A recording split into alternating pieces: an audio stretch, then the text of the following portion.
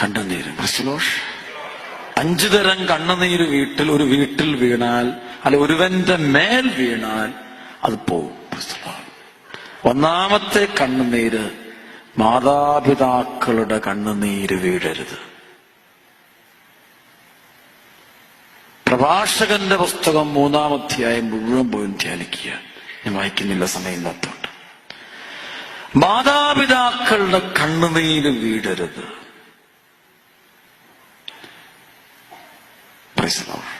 ചില മക്കൾ അപ്പനമ്മയെ പീഡിപ്പിക്കാറുണ്ട്.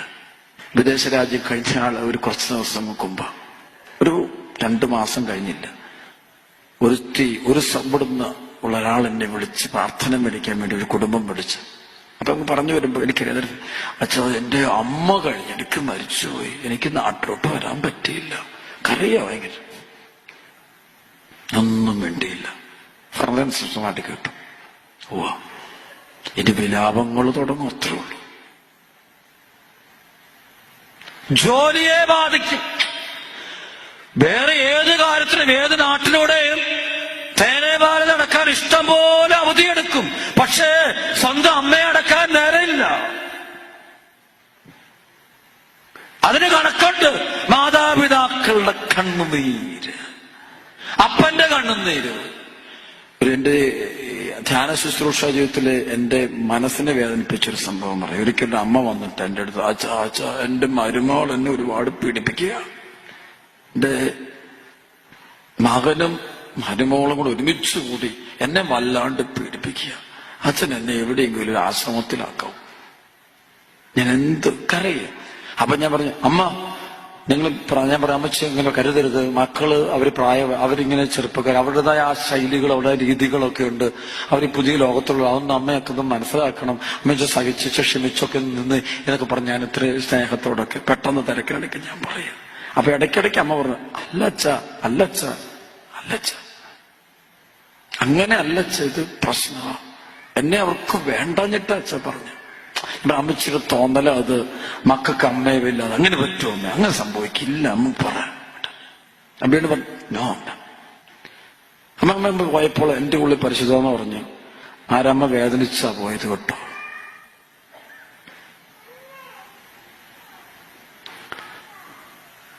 അതിന്റെ പിറ്റേ ആഴ്ച എന്റെ സെന്ററിൽ ധ്യാനം നടക്കുമ്പോൾ ഈ അമ്മയുടെ ഇടവകയിലത്തെ വികാരിച്ചൻ കുമ്പസാരിപ്പിക്കാൻ വന്നു. ഞാൻ കണ്ടപാട് വിചാരിച്ച എനിക്കൊരു കാര്യം ചോദിക്കാണ്ട്. ഒരമ്മച്ച എന്റെ അടുത്ത് വന്നായിരുന്നു. അല്ലല്ലോ അങ്ങനെ ഞാൻ ചെല്ലുമ്പോ അച്ഛൻ എന്നോട് പറയാം, അച്ഛ ഒരു അമ്മച്ച അച്ഛൻ്റെ അടുത്ത് വന്നായിരുന്നു. ഞാൻ പറഞ്ഞു, വന്നായിരുന്നു അച്ഛൻ. ഞാൻ പറഞ്ഞു, അച്ഛ അത് ചോദിക്കാൻ വേണ്ടിയിരിക്കുകയായിരുന്നു. അമ്മച്ച അച്ഛൻ, അത് ശരിയാണോ അച്ഛ? നിങ്ങൾ വെറുതെ ക്യാഷ് വേണ്ടേ? അച്ഛ സത്യം, അത് ഡൊമിനിക് അച്ഛന് പറ്റുന്നുണ്ടെങ്കിൽ എവിടെയെങ്കിലും ആശ്രമത്തിൽ അമ്മയൊന്നാക്കും. വീതം മക്കൻ എഴുതി മേടിച്ച് കൈക്കലാക്കി. ഈ അമ്മയുടെ ഭർത്താവ് മരിച്ചും പോയി. മരുമകൾക്ക് ഈ അമ്മയോട് ശുശ്രൂഷിക്കാൻ താല്പര്യമില്ല. എനിക്കിത് ഭാരമായി. കുഞ്ഞുങ്ങളും തള്ള എല്ലാവരും കൂടെ ഇതൊക്കെ എന്നോട് പറഞ്ഞാൽ ആര് നോക്കുമെന്ന് പറഞ്ഞുകൊണ്ട് ഇപ്പോൾ വിട്ടിക്കിടന്ന് പ്രശ്നം ഉണ്ടാക്കും. മകൻ ബോധപൂർവമാണ് ഈ മരുമകളെയും കൊണ്ട് അമ്മയിട്ട് നക്ഷത്രം ഇടിച്ചത്. അപ്പൊ വിചാരിച്ചെന്നോട് പറഞ്ഞു, അച്ഛന് പറ്റുന്നുണ്ട്. ഞാൻ പറയാം, ഒരു കുഴപ്പമില്ല, ആ കാര്യം ഞാൻ എത്തുന്നത്, അമ്മയും കൂട്ടാക്കാൻ. പിറ്റേ ആഴ്ച അമ്മ വന്നപ്പോൾ ഞാൻ എന്റെ അണക്കര മരിയൻ റിട്രീറ്റ് സെന്ററിന്റെ ലെറ്റർ പാടയിൽ ഞാൻ എഴുതി, എനിക്കറിയാവുന്ന ആശ്രമത്തിലേക്ക് ഈ അമ്മയെ സ്വീകരിച്ചേക്ക്, എന്ത് ചെലവ് വന്നാലും ഞാൻ കൊടുത്തോളാം. ഇപ്പൊ അമ്മ എന്റെ സംരക്ഷണത്തിലെ ആശ്രമത്തിൽ കഴിയുന്നുണ്ട്. ഇനി ആ വീട്ടില് ബാബലോണിന്റെ വിലാപം ഉണ്ടാകും. ഇതുപോലെ അപ്പന്മാര് വേദനിക്കുന്ന കുടുംബങ്ങളുണ്ട്. അപ്പന്മാര് വേദനിക്കുന്ന കുടുംബങ്ങളുണ്ട്. മാതാപിതാക്കൾക്ക് അവസാനം കിട്ടാൻ ആഗ്രഹിക്കുന്നത് നിങ്ങളുടെ പണമല്ല, നിങ്ങളുടെ ഒരു നല്ല വാക്ക്, ഒരു സ്നേഹം, അമ്മ എന്നൊരു വിളി. കഴിഞ്ഞ ആളുകൾ ഞാൻ യൂറോപ്പിൽ ചെന്നപ്പോൾ ഒരു കുടുംബം എനിക്ക് സങ്കടം വന്നു. ഇവളും നല്ല ശമ്പളമുണ്ട്. അവനുണ്ട് ഒരു 5 ലക്ഷം രൂപ എങ്കിലും ഇന്ത്യൻ കറൻസി ശമ്പളം പെർ മന്ത് ഉണ്ട്. അവക്കുണ്ട് ഒരു 4 ലക്ഷം രൂപയ്ക്ക് മുകളിൽ ശമ്പളമുണ്ട്. കല്യാണം കേട്ട് 15 വർഷമായി. ഇപ്പൊ മോക്കൊരു രോഗം പിടിപെട്ട് അവക്ക് ശരീരത്തിൽ ഒരു സ്കിൻ ഡിസീസ് പ്രത്യേകം വന്നിട്ട്, എക്സിമ പോലല്ല, വേറെ പ്രത്യേക രീതിയില്ല, ഈ ഒരു പ്രത്യേക സ്പോട്ട്. അപ്പൊ ഇത് വന്നിട്ട് കൊച്ചിന് എന്ന് അസുഖമാണ്. ഇത് വന്നപ്പോ ഇങ്ങനെ പ്രാർത്ഥിച്ചുകൊണ്ടിരിക്കുമ്പോ ഈ കുഞ്ഞിന് വേണ്ടി പ്രാർത്ഥിച്ചു, രോഗശാന്തി പ്രാർത്ഥനയ്ക്ക് വന്നു. അപ്പൊ ഞാനിങ്ങനെ പ്രാർത്ഥിച്ചു, പെട്ടെന്ന് പരിശുദ്ധന്ന് പറഞ്ഞു, ഇവളോട് ചോദിക്ക്, നിന്റെ അതായത് ഇവന്റെ അമ്മയെ കാണിച്ചെന്ന്, ഇവന്റെ അമ്മ നിന്റെ അത് ഇവളോട് അമ്മായിമയെ കാണിക്കുന്നുണ്ടല്ലോ, എന്താ മോളെ എന്ന് ഞങ്ങൾ ചോദിച്ചപ്പോ അവൻ തികച്ച അമ്മയ്ക്ക് ഞങ്ങളുടെ പണം മാത്രം മതി, അമ്മയ്ക്ക് കാശ് മതി, അമ്മയ്ക്ക് വേറൊന്നും വേണ്ട.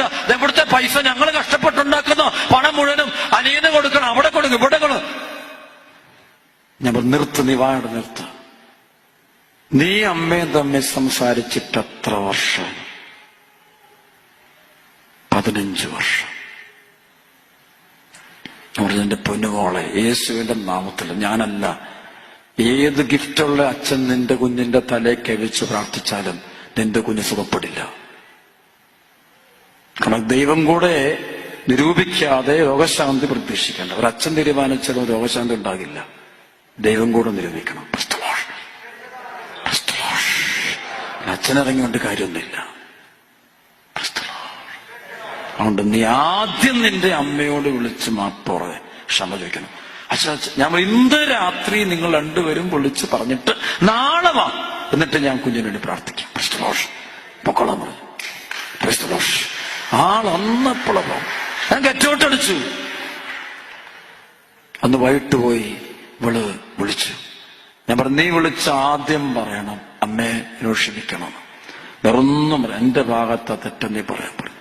അങ്ങനെ തന്നെ പറഞ്ഞു. അങ്ങനെ ഇവള് വിളിച്ചത് അമ്മയെ സോറി എന്ന് പറയും. അപ്പുറത്തൊന്നൊരു കരച്ചില്ല. അപ്പൊ അമ്മ പറയാം, മോളെ നിന്റെ ഒരു അമ്മേന്നൊരു വിളി കേൾക്ക. ഞാൻ എത്ര നാളായി ഞാനിങ്ങനെ നോക്കിയിരിക്കുന്നു. ഒറ്റ കരച്ചില്ല അമ്മ.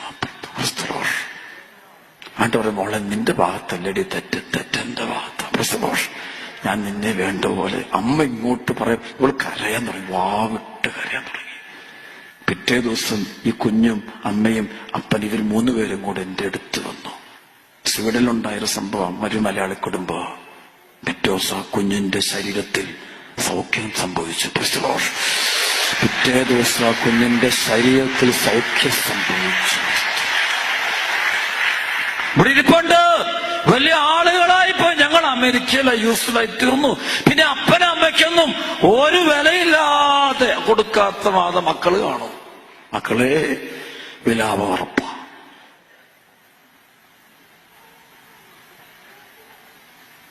രണ്ട് സഹോദരങ്ങളുടെ കണ്ണുനീര്,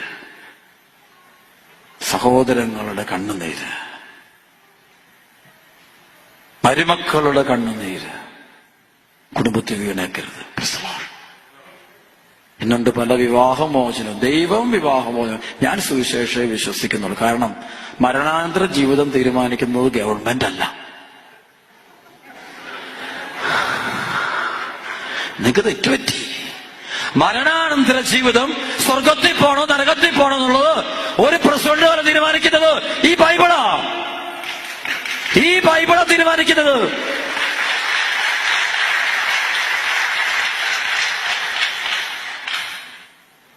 Am I right or not?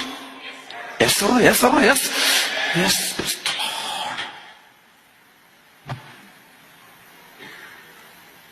മരിക്കുന്ന നിമിഷം വരെയുള്ള തീരുമാനമേ മറ്റുള്ളവർക്ക് എടുക്കാൻ പറ്റുള്ളൂ. പക്ഷെ ഇതിനു ശേഷം സ്വർഗമോ നരകമോ ആ തീരുമാനിക്കുന്നത് ഈ വചനം തന്നെയാ.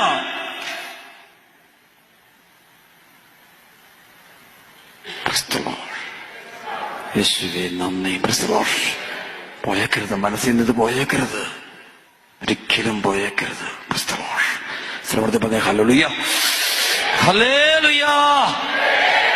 അപ്പോൾ ദൈവം യോജിപ്പിച്ചതിനെ മനുഷ്യൻ വേർപെടുത്താതിരിക്കട്ടെ. ഈ വേർപെടുത്തുന്ന ആരാ? മനുഷ്യനാണ് വേദനിപ്പിക്കുന്നത്, ദൈവമല്ല വേർപെടുത്തുന്നത്, മനുഷ്യരാ. സ്വാർത്ഥത. സ്നേഹമുള്ളപ്പോൾ ഒരു മുറി മതി. യേശുവേ നന്ദി.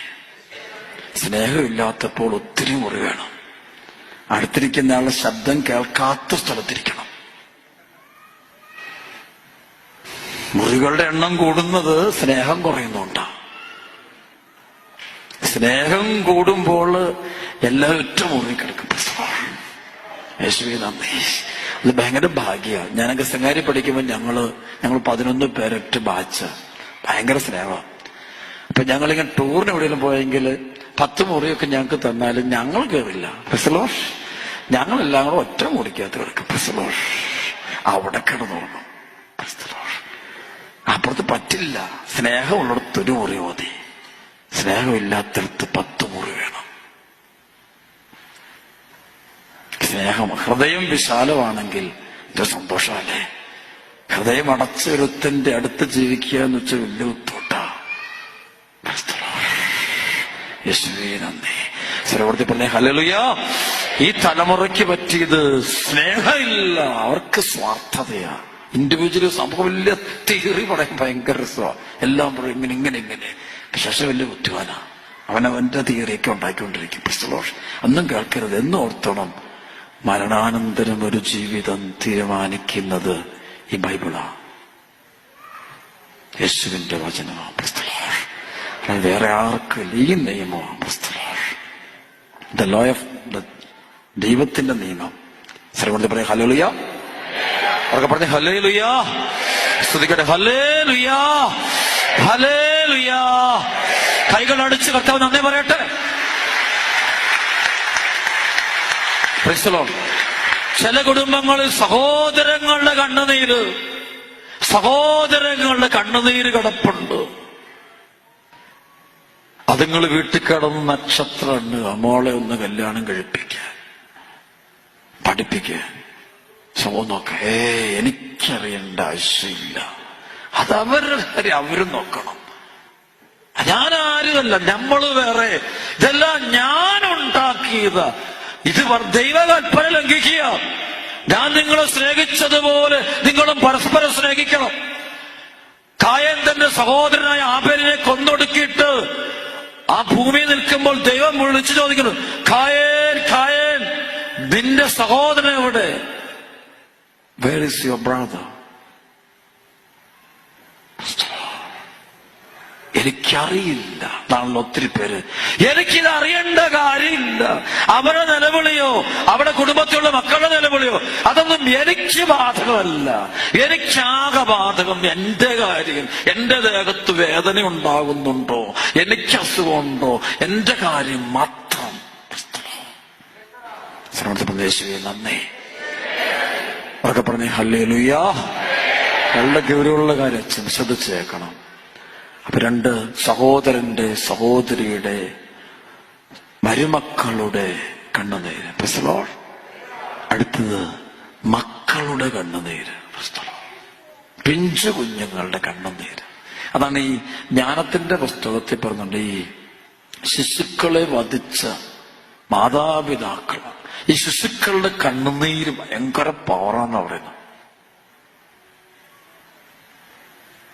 ബോധപൂർവം നടത്തുന്ന അബോർഷനുകളെല്ലാം ഭയങ്കരമായ ഒരു വിലാപങ്ങൾ. അത് ദൈവകൽപ്പനയുടെ ലംഘനം. അത് മക്കളുടെ ചില മാതാപിതാക്കളുണ്ട്, മക്കളോട് അവഗണന കാണിക്കും, മക്കളെ തകർക്കും, മക്കളെ സ്നേഹിക്കില്ല, അവരെ പീഡിപ്പിക്കും, തരംതിരിവ് കാണിക്കും. ഒരുത്തിനോട് സ്നേഹം, ഒരുത്തിനോട് താല്പര്യമില്ല. അല്ല, ഓരോ രീതിയിൽ അവരെ മുറിപ്പെടും. അവർക്ക് ഈശോ കൊടുക്കില്ല, അവർക്ക് വേറെ രീതിയിലാണ്, മുഴുവൻ രീതിയാണ്. ഇന്ന് മാതാപിതാക്കൾക്ക് ഒറ്റ കാര്യത്തിൽ അസ്വസ്ഥതയുള്ളൂ, അത് കുഞ്ഞുങ്ങളുടെ വിദ്യാഭ്യാസം. അല്ലാതെ അതുങ്ങൾ ദൈവത്തെ ആരാധിക്കണമെന്നോ, പ്രസലോഷ് അവർ വിശുദ്ധനായിത്തീരണമെന്നോ, വിശുദ്ധിയായിത്തീരണം, അതൊന്നും അവർക്കില്ല. അവർക്ക് അത് എന്റെ അഡ്രസ്, എന്റെ വലിപ്പം ഇരിക്കുന്നത് എന്റെ മക്കളുടെ വലിപ്പത്തിലാണ്. മക്കള് വലുതായില്ലെങ്കിൽ ഞാൻ ചെറുതായിപ്പോവും. അതാണ് അപ്പനമ്മമാരുടെ കുഴപ്പം. മക്കള് നന്നായിട്ട് പ്രസംഗിച്ചില്ലെങ്കിൽ ഞാൻ ചെറുതായിപ്പോവും. മക്കള് നന്നായിട്ട് ഡാൻസ് കളിച്ചില്ലെങ്കിൽ ഞാൻ ചെറുതായിപ്പോവും. മക്കള് പരീക്ഷയ്ക്ക് മാർക്ക് പറഞ്ഞാൽ ഞാൻ ചെറുതായി പോകും. അപ്പൊ എന്റെ വലിപ്പമാണത്. കൊച്ചു പള്ളി പോവോ, പ്രാർത്ഥിക്കോ, മുസാരിക്കോ, കുർബാന സ്വീകരിക്കോ, അതൊന്നും സാരില്ല. പബ്ലിക്കിൽ അവൻ ഒന്നാമതായാ മതി. ദൈവത്തിന്റെ മുമ്പിൽ എത്ര ചെറുതായാലും കുഴപ്പമില്ല. പബ്ലിക്കിൽ അവൻ he should be the first. Praise the Lord. Do you follow me or not? Clear. സർവ്വ ഹല്ലേലൂയ, സർവ്വ ഹല്ലേലൂയ, ഹല്ലേലൂയ. ഇതൊക്കെ വരുമ്പോൾ നിലവിളി ഉണ്ടാകും. ബാബിലോണിന്റെ നിലവിളി ഉണ്ടാകും. വിലാപമുണ്ട്. ഇത്തരം കുടുംബങ്ങളിൽ വിലാപങ്ങൾ ഉണ്ടാകും. ദൈവത്തെക്കാൾ ഉപരി പേര് വരുമ പ്രശസ്തിക്ക് സ്ഥാനം കൊടുക്കുന്ന മാതാപിതാക്കളോർത്തോളം വിലാപങ്ങൾ ഉണ്ടാകും.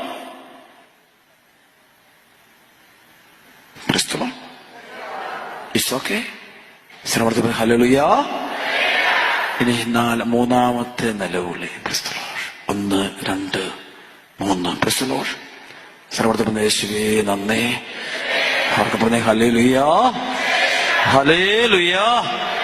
ഈ നമ്മുടെ കുഞ്ഞുങ്ങളുടെ നിലവിളി നടത്തുന്ന ഒരു കാര്യം കൂടെ വളരെ ഗൗരവമാണ്, വളരെ ഗൗരവം. എന്റെ അടുത്ത് കേസ് വെച്ചോണ്ട ഈ കുഞ്ഞുങ്ങളെയൊക്കെ നശിപ്പിക്കുന്ന മേഖല, ദുരുപയോഗിക്കുന്ന മേഖല, ഈ മറ്റുള്ളവരുടെ ജീവിതം കളഞ്ഞാലുണ്ടല്ലോ നമ്മുടെ ജീവിതം കയറില്ല. സുഖത്തിന് വേണ്ടിയാട്ടെ എന്തിനാട്ടെ മറ്റൊരുത്തന്നെ നശിപ്പിച്ച് എങ്ങനെ സോപ്പിട്ടോ സ്നേഹിച്ചു എങ്ങനെയെങ്കിലും നമ്മൾ അതിനെ നമ്മുടെ കയ്യിലാക്കിക്കണം. അങ്ങനെ അതിന്റെ ജീവിതം, ഒരു പെൺകൊച്ചിന്റെ ഒരു ആൺകൊച്ചിന്റെ ജീവിതം നശിപ്പിച്ചാൽ നീ വിലാപങ്ങളിലേക്ക് പോകേണ്ടി വരും.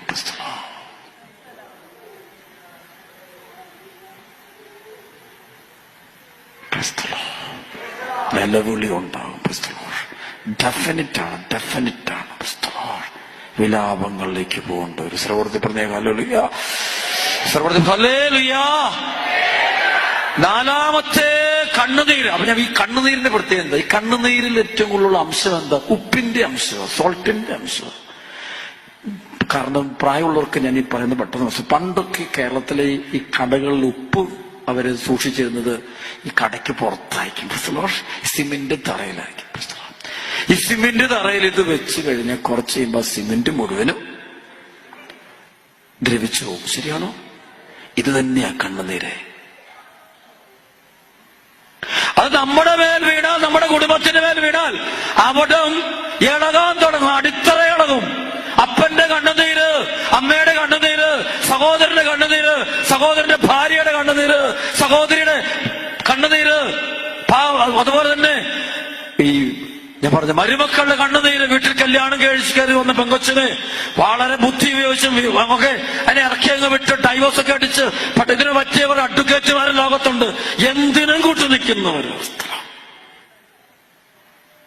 ആര് നശിച്ചാലും കുഴപ്പമില്ല, ദൈവിക നിയമം ഏത് ലംഘിക്കാനും ഞാൻ റെഡിയാണെന്ന് പറയുന്ന ആൾക്കാരുണ്ട്. അത്ര തന്റേടോ. അപ്പോൾ ഓർത്തണം, ആ കണ്ണുനീരൊക്കെ ഉണ്ടല്ലോ ഈ കെട്ടിടത്തിന്റെ അടിത്തറ പതുക്കെ ഇളകും. ഇതാണ് ഈ വിലാപം നമ്മുടെ നാട്ടിൽ കൂടാനുള്ള കാരണങ്ങൾ. 1 യേശുവേ നന്ദി. ഇനി നാലാമത്തെ കണ്ണുനീര്, ദരിദ്രന്റെ കണ്ണുനീര്, പാവപ്പെട്ടവന്റെ കണ്ണുനീര്. ശ്രമത്തിൽ പറയാം ഹല്ലേലൂയ. എനിക്കറിയാം, എന്റെ ഒരു സ്നേഹിതൻ ഒരിക്കലും ഞാനത് പരിശുദ്ധ പ്രാർത്ഥനയിലും കഴിഞ്ഞപ്പോൾ അദ്ദേഹം പ്രാർത്ഥന, ഞാൻ ഇപ്രാവശ്യം അവധിക്ക് നാട്ടിൽ പോകുമ്പോൾ അദ്ദേഹം വേറെ രാജ്യത്താ, സൗത്ത് ആഫ്രിക്ക ഭാഗത്തുള്ള ജോഹന്നാസ്ബർഗിലുള്ള. ഇദ്ദേഹം നാട്ടിൽ തിരിച്ചെന്നപ്പോൾ അദ്ദേഹം പറഞ്ഞു, അച്ഛൻ, ഞാൻ പറഞ്ഞു ഒരു ദിവസം വിളിച്ചതിനെ ഞാൻ പറയാം എവിടെ പോവാ? അച്ഛൻ ഞാൻ ഈ ആലപ്പുഴയ്ക്ക് അടുത്തൊരു സ്ഥലത്ത് പോവാ. എന്തിനാ പോകുന്നത്? അത് എന്റെ അപ്പനെ ഞങ്ങളുടെ വീട്ടിൽ പടന്നുകൊണ്ടിരുന്നൊരു പാവപ്പെട്ടൊരു മനുഷ്യനെയും കുടുംബത്തെയും വല്ലാണ്ട് നശിപ്പിച്ചിട്ട് ഇറക്കി വിട്ടു. ഒന്നും കൊടുത്തില്ല, പീഡിപ്പിച്ചു.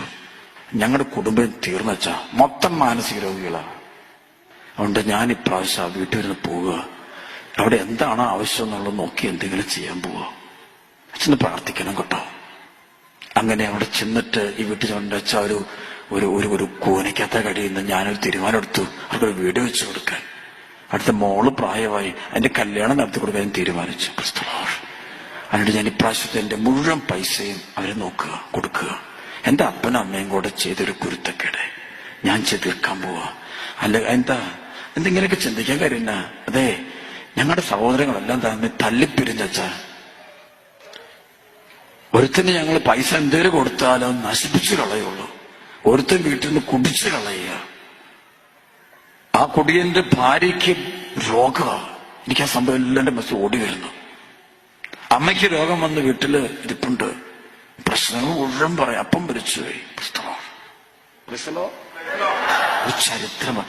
ദരിദ്രന്റെ കണ്ണുനീര്, പാവപ്പെട്ടവന്റെ കണ്ണുനീര്, അത് ചോര കണ്ണുനീരാണത്. നമ്മുടെയൊക്കെ വളർത്തിയ ഒത്തിരി പേരുണ്ട് മക്കള്. ഡൊമിനിക്കച്ചൻ വിളിക്കുമ്പോ ഞാനൊന്നും തന്നോളം ദൈവത്തിന്റെ കൃപ ഒത്തിരിയേറെ മക്കളുടെ പാവങ്ങളുടെ നെല്ലുവിളിയുടെയും പ്രാർത്ഥനയുടെയൊക്കെയാണ്.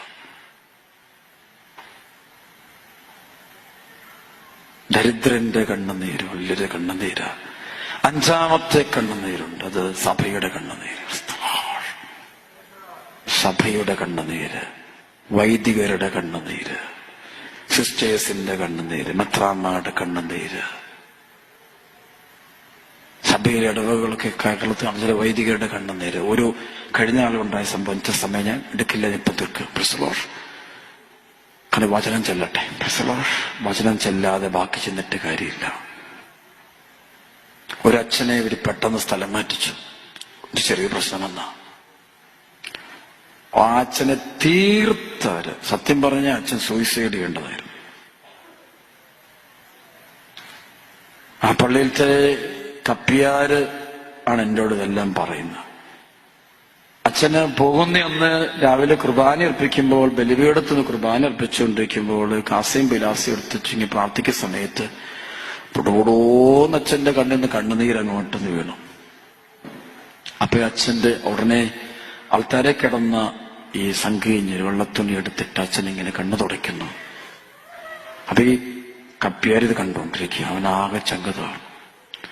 അപ്പൊ അവനോട് കാര്യം പറഞ്ഞു. അവൻ ഓടിയോ എന്റെ അടുത്തെന്ന് പറഞ്ഞു. എന്നെ അച്ഛന് ഞാൻ പറഞ്ഞു, നമ്മൾ ക്ഷമിക്കണം. ശരിയാണ്, ഓക്കെ, പക്ഷെ നിങ്ങൾ ഇത്രയും ചെയ്യും. നിങ്ങൾ ഓക്കെ, പ്രശ്നം ഉണ്ടായി, ഞാൻ അംഗീകരിച്ചു. പക്ഷെ നിങ്ങളുടെ സ്വന്തം വീട്ടിലാണ് ഈ പ്രശ്നം ഉണ്ടാകുന്നെങ്കിൽ നിങ്ങൾ അങ്ങനെ ചെയ്യൂ. സ്വന്തം മകനാണ്, മകൾക്കാണ് പ്രശ്നം ഉണ്ടാകുന്നെങ്കിൽ നിങ്ങൾ അങ്ങനെ ചെയ്യൂ. അങ്ങനെ തല്ലി തല്ലി തല്ലി ചതച്ച് തീർത്ത് ഇനി അടുത്ത ജന്മത്തിൽ അച്ഛൻ തല ഉയർത്തി നടക്കരുത്. അതുപോലെ ചെയ്തു തീർക്കുമ്പോൾ ബാബിലോണിന്റെ വിലാപം അവന്റെ കുടുംബത്തിൽ ആരംഭിക്കും.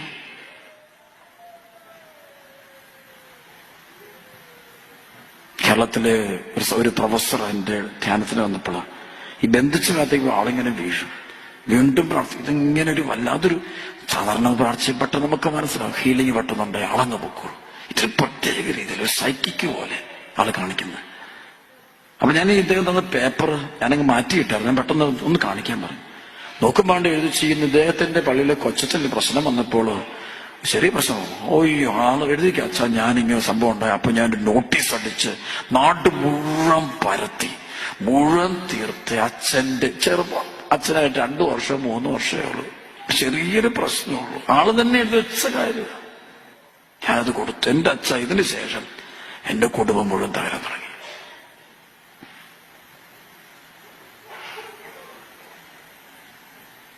പ്രൊഫസറാണ്, കോളേജ് പ്രൊഫസറാണ്.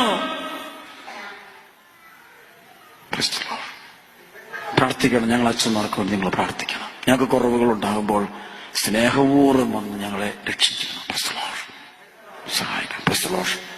പക്ഷെ ഒരു അച്ഛനൊരു ഇതല്ല. ഇന്ന് ജനത്തിന് അച്ഛനൊരു തെറ്റ് വന്നിട്ട് വേണം അച്ഛനെ കൊന്നൊടുക്കാൻ. അതിലൊക്കെ ചിലർക്ക് ഭയങ്കര സന്തോഷമാണ്. അതിന്റെ ഫലമായിരിക്കും സ്വന്തം മക്കളിലേക്ക് തകർച്ച വരുന്നത്. കുറവുകൾ ആർക്കും വരാം. പ്രാർത്ഥിക്കണം, മുട്ടിപ്പാട്ട് പ്രാർത്ഥിക്കണം. അണക്കരയില് അച്ഛന്മാർ ഏകദേശം 2500 പേരോളെങ്കിലും താമസിച്ച് ധ്യാനം കൂടാൻ വന്നിട്ടുണ്ട്. പല അച്ഛന്മാരുടെയും കണ്ണുനീര് ഞാൻ കണ്ടിട്ടുണ്ട്. ജനത്തിൽ നിന്നുണ്ടായ നിലവിളി വാവിട്ട് കരയും. എന്റെ തോളെ കിടന്നിട്ടുണ്ട് അച്ഛൻ. ഞാൻ പിടിച്ചു നിർത്തിയാൻ ഞാൻ സാരല്ല അച്ഛ, ആളുകൾ എന്തെങ്കിലും പറയട്ടെ, ദൈവം നമ്മോട് കൂടെ ഉണ്ട് അച്ഛ. പക്ഷെ ഈ കണ്ണുനീര് എന്റെ തോളലല്ലത് വീഴുന്നത്, അത് നിന്റെ തോളലാ.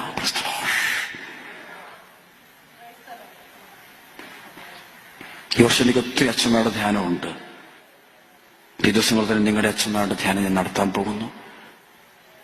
ട്രിവാൻഡ്രം ആർച്ച് ഡയസിസിലെ മുഴുവൻ അച്ഛന്മാരുടെ ധ്യാനം നടത്താൻ പോകുന്നു.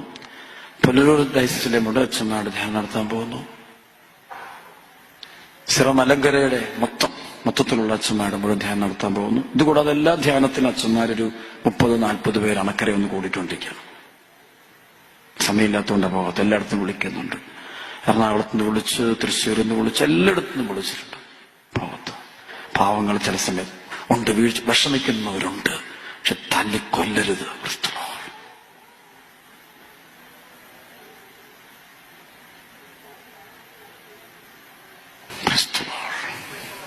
ഞാനിത് പറഞ്ഞത് മറ്റൊന്നുമല്ല, ഈ ദേശത്തുള്ളവർക്ക് ബാബിലോണിന്റെ ഒരു വിലാപം ഉണ്ടാകാതിരിക്കാൻ വേണ്ടിയാണ്. യേശുവേ നന്ദി.